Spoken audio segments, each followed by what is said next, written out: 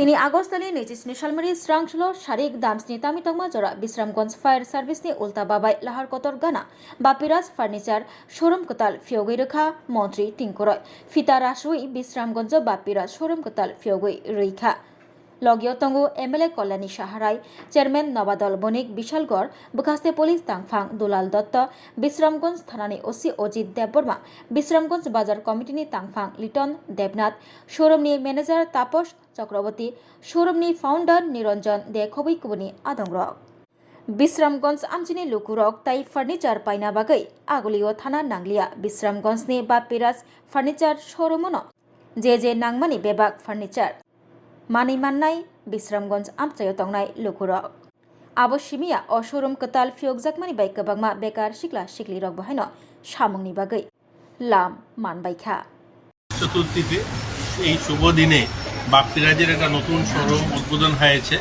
তো আমরা আশাবাদী এই শোরুমটা ভালো চলবে। ওনাদের অনেকগুলো শোরুম ইতিমধ্যে রাজ্যের বিভিন্ন প্রান্তে শুরু হয়েছে এবং বিশ্রামগঞ্জ এই এলাকার মানুষও আগরতলা যেতে হবে না, এখান থেকেই কেনাকাটা করতে পারবে। আর আমরা যেহেতু সরকারের প্রতিনিধি, আমি এটা বলতে দ্বিধা করব না, ব্যবসায়ী মহল যত উন্নয়ন করবে তত সরকারকেও সাপোর্ট হয়। এক তো তারা যেমন ট্যাক্স কালেকশন করে এর থেকে ডেভেলপমেন্টের কাজ আমাদের বাজেট তৈরি হয়, তো যত ব্যবসায়ীরা উন্নয়ন করবে তত সরকারেরও উন্নয়ন হবে।